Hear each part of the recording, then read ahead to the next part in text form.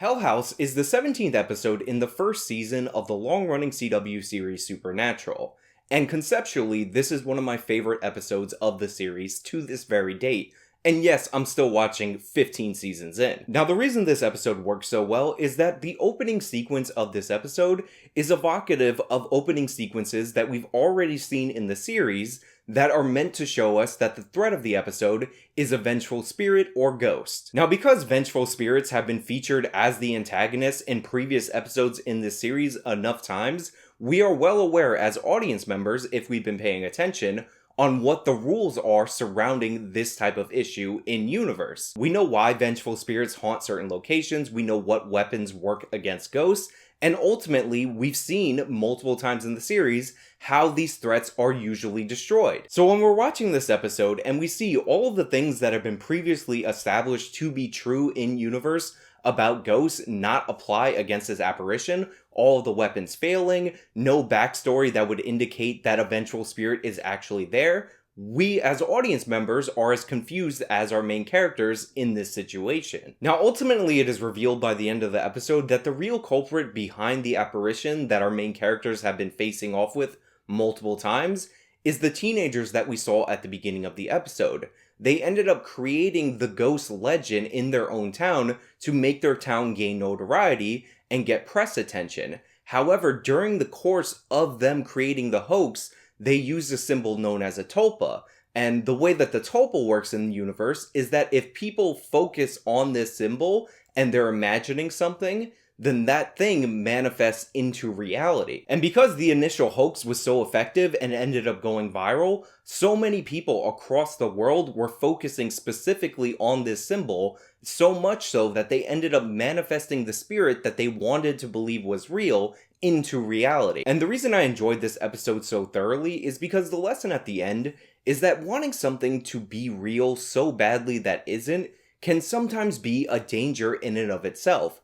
Which of course brings us to Kulinski and his obsession without understanding of polls. A couple of years after the Bernie Sanders presidential campaign of 2016, there was a major shift in how the progressive media covered healthcare related issues. Now, this shift was driven in large part due to the fact that there were a lot of opinion polls that came forward that purported, according to the progressive media, to show that the majority of the American people all of a sudden we're in favor of Medicare for all. Politics is an easy game that we make difficult. All those overpaid Democratic strategists in Washington, D.C., they're useless. So we have the answers. Now it's just time to implement them and fight for them and be unapologetic on that front. And if you do that, the Republicans will be in a permanent minority from now until the end of time. And 51.9% of Republicans saying they support Medicare for all, that's gigantic news. But it's not just that Republicans are now on board, even though I think that's the larger story. It's that the majority of Americans that support Medicare for all overall grew pretty substantially. So now it's the case that the same survey found 70% of the country now supports Medicare for all. We've made our case, and we've officially won the debate. We know what the right policy is, but, and last thing, Democrats, you go Medicare for all. It's a no-brainer, and it's supposed to be a progressive position. The overwhelming majority of Democrats are still like, oh, that's impractical. That's a Republican talking point. Why are you saying that? It's because you're corrupt. You take donor money. Anyone who's not for Medicare for all, who's a Democrat, flat out corrupt. Period. Period. You heard it. The majority of people support Medicare for all. Not just the majority of Democrats, but the majority of independents and the majority of Republicans support a Medicare for all system. Progressives have won the debate. There is no reason to even have a debate because progressives have won, and thus Bernie McSanderson will be the Democratic nominee for president and will probably win the presidency because Bernie Sanders is the new center. By the way, I totally did borrow that compilation from Stephen Michael Davis, which is the channel that I've recommended multiple times on my channel. Definitely check him out. The link to that original video and the link to his channel will be in the description box below. Now, as you saw by that compilation, Kulinski is not alone in terms of progressive media in their fundamental misunderstanding of what opinion polls are and what they actually mean. However, Kulinski, by far and away, is the worst offender when it comes to referencing opinion polls that they don't understand, as if that's putting forward an argument. And it's due to the fact that people like Kyle Kulinski and others in the progressive media have an absolute faith in opinion polling while not understanding the basics about it, that they were so surprised that Bernie Sanders' campaign collapsed just like the Soviet Union, and Joe Biden ended up rising to prominence and now is basically a lock for the Democratic nomination. And in fact, Kyle Kulinski, even after Joe Biden just destroyed Bernie Sanders, put out a video about how the polls are still on his side, even though the election went the exact opposite way. But the problem with this Kyle Kulinski video, just like the problem with his analysis of these opinion polls, is that the data that he's putting forward actually shows the exact opposite of the point that he's trying to make if you just dig into it a little bit further. So, there is a lot of good news in this election, just so you know. Even with the Super Tuesday results, which, we weren't ecstatic about, but there's still data points that show that we're winning the war. We're winning the long-term fight. So, every single contest where there was a vote, except for Arkansas and Utah, they did entrance polls or exit polls. And so you get a sense of where people are on the issues. In every single place, Medicare for All was above water. Iowa, 57% supported, 38% against. New Hampshire, 58% for it, 37% against. Nevada, 62% in favor, 35% against. South Carolina, 49% in favor, 46% against. California, 57% in favor, 36% against. Or is that Maine? That's Massachusetts. Massachusetts, 53% in favor, 42% against. Maine, 71% in favor, 26% against. Minnesota, 62% in favor, 35% against. North Carolina, 55% in favor, 41% against. Oklahoma, 53% in favor, 43% against. Tennessee, 52% in favor, 44% against.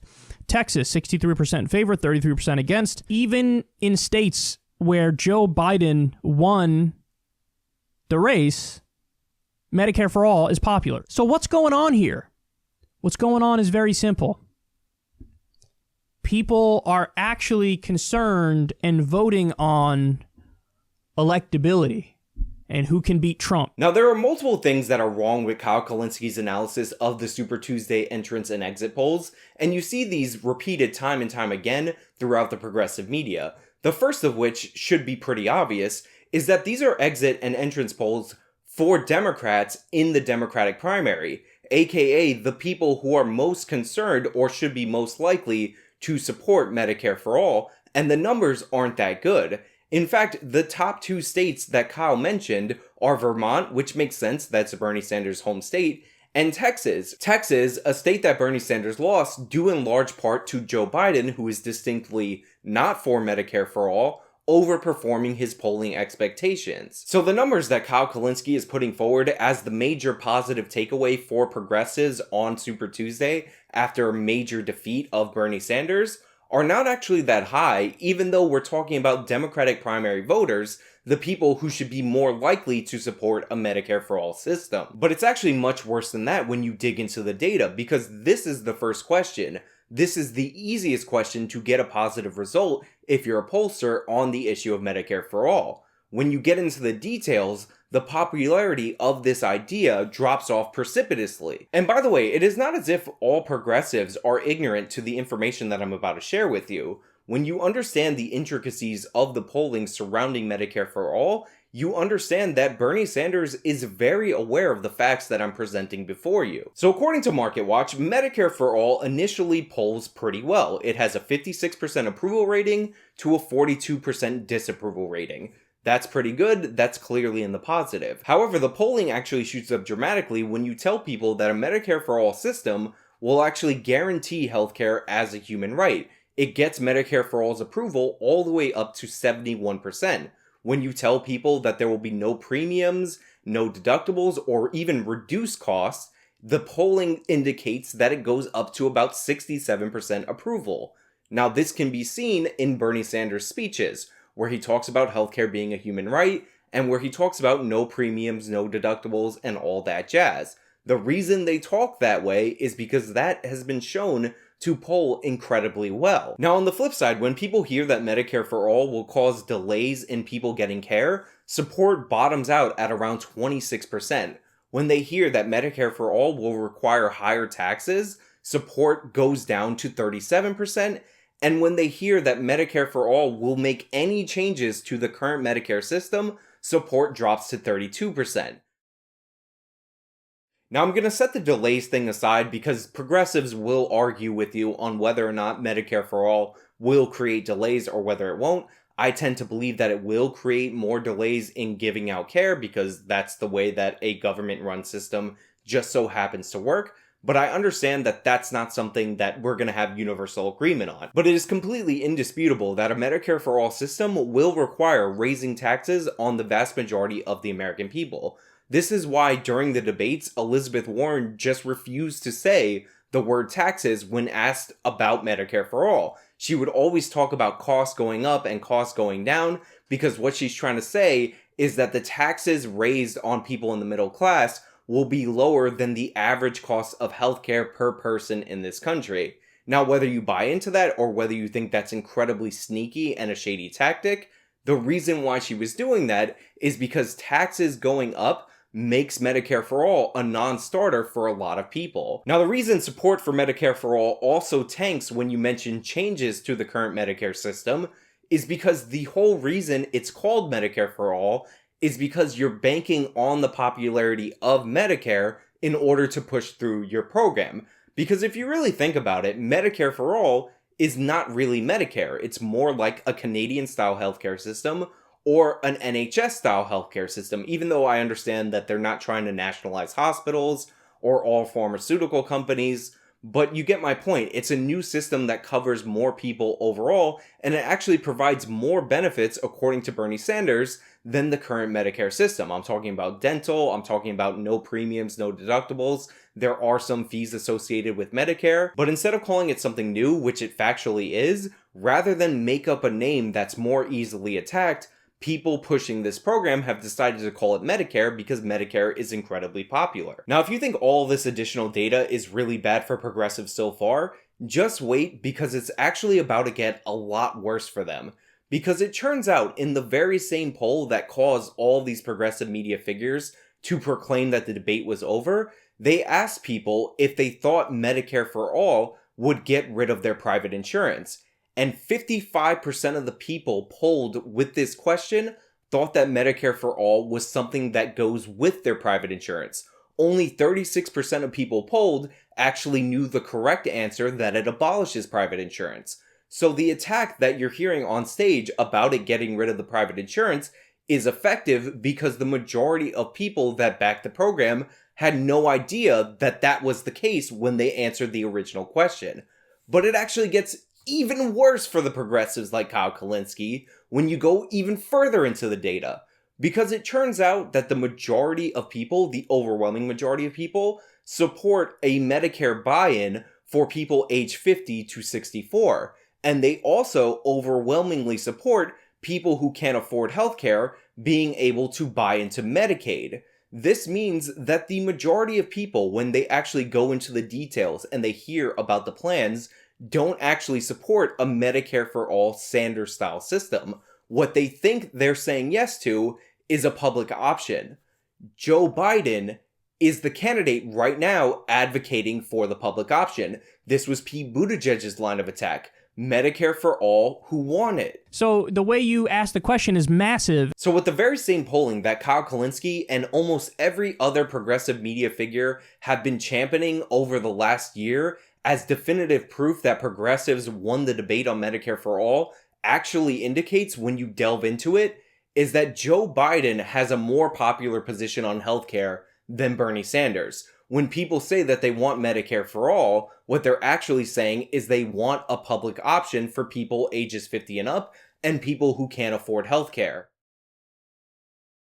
Now look, this isn't coming from a Joe Biden supporter. I don't support Biden's healthcare plan, nor do I support Sanders' healthcare plan. This is straight from the data, and you can see it for yourself.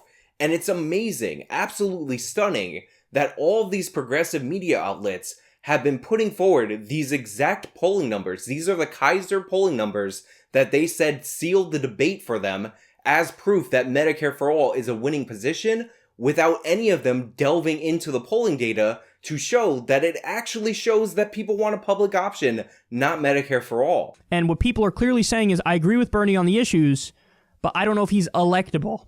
I don't know if he could beat Trump. And the other thing I would do is, again, keep framing the discussion as, I'm the moderate, I'm the centrist, Biden is the extremist.